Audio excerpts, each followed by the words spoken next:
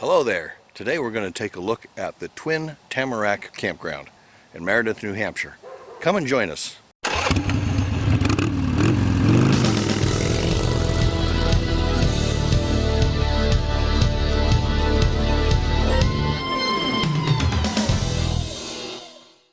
The Twin Tamarack Campground. It's a nice campground. It's very well wooded, very woodsy feel to it. It's a very nice campground in which to see fall colors. After you get off the interstate and you come up the highway, you're going to want to turn left into Twin Tamarack. The campground on the right-hand side is not their campground. You want to turn left. This here's the entrance. The campground is gated and it's a $10 deposit for the gate card, but you get it back after you return the card. The main entrance roads are paved up until you get through the gate. Then they turn into packed gravel. So the office is a check-in area. It's a very nice, big check-in area. It has a lounge area where you can sit and watch TV. There's some games in there which were actually closed off because of the COVID. And there's a few things that you can buy. Mostly camping supplies, lighters, light bulbs, charcoal, wood, those types of things. They sell ice, and they sell firewood too. There are a set of bathrooms at the main office. The gents are in the back and the ladies are in the front. Next to the main office is the pool, gazebo, and a rec area. Pool area was closed when we were here. It's after the season, mid-October. And the little gazebo is a hot tub. It's not for children. You must be 16 years of age or older.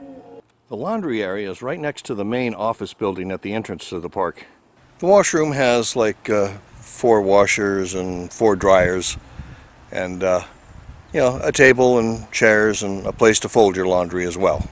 There are 2 dumpsters just as you exit the park. Very convenient for dumping your trash when you leave. Twin Tamarack is known as the Twin Tamarack Family Camping and RV Resort, and it is very much that. It is very family oriented. I saw a lot of kids here. They were climbing, they were riding, they were doing all sorts of games. It was a very nice place for a family to come. The playground area has got modern equipment. Swings and the crossbars look like they were left over from the 60s. They have a basketball court and horseshoes and a volleyball net structure too. The net's down right now because it's the end of the season. And they have something I haven't seen in a very long time. A shuffleboard game area. There's a nice grassy field where you can play ball or frisbee. Or you can come out for a night hike and look up and see the stars, clear of any trees. All your pets must be on leash, and please clean up after your pet. This is the only pet cleanup station I saw, but it's right near the entrance. Across from the playfield is a boat and trailer storage area. Looks like they would normally do hay rides or wagon rides, but probably not happening due to COVID this year. I found the dump station to be in a rather odd place. It's actually behind the pool and recreation pavilion and the offices area, and it's kind of, you have to pull back up into that area and then U-turn around it to access it. There are a number of loops here. There's a loop that goes into the back, and there's a second loop that goes more towards the front of the park, and then that one has got a couple of different loops in it, and up in the back it splits off into 2 dead-end areas.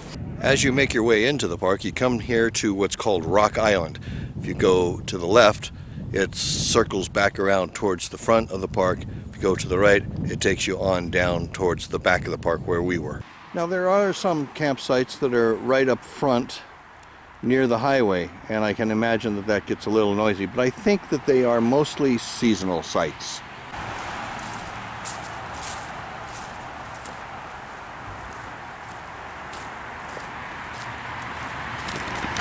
The bathhouse is very basic, men's and women's side. A couple of showers in here, a couple of toilets, and 4 sinks. It's clean, but very basic. There are a number of vault toilets throughout the park. So this is a very large campground, almost 300 sites. Many of them are seasonal, but there's a good portion of them that are transient as well. And there is tent camping.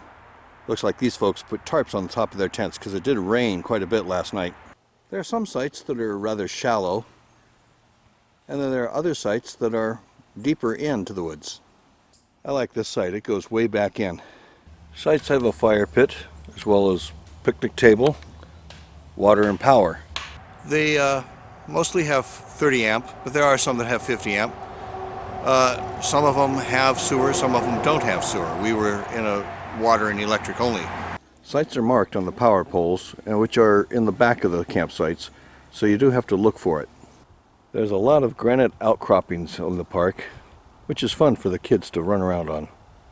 However, those granite outcroppings are not limited to very large rocks. They're also in the road, and you have to be careful, especially if you're driving a low vehicle.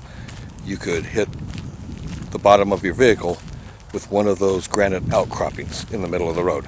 So I saw all sorts of rigs here. I saw your Class A's, your Class C's, your Class B's even, travel trailers, fifth wheels, large travel trailers, pop-ups, as well as the hybrids. You can even fit in the big toy haulers. I'd say that you can get just about any type of rig in here. The roads are fairly good sized, wide, but they are very hilly. There are a lot of ups and downs. It is a rolling hills campground, which makes it even the more beautiful. The campground does have a bit of a rustic appearance to it. Dig that World War II Jeep they use for maintenance. There's also a lot of little golf carts that are running around. I suppose they're owned by the people who are seasonal here.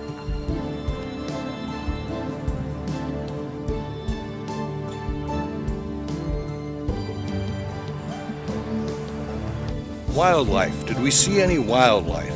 There were loads of chipmunks in various sizes, probably some ground squirrels too. I didn't see any tree squirrels, and we saw plenty of birds because we are up in the lakes region, so there's plenty of water and there's plenty of birds.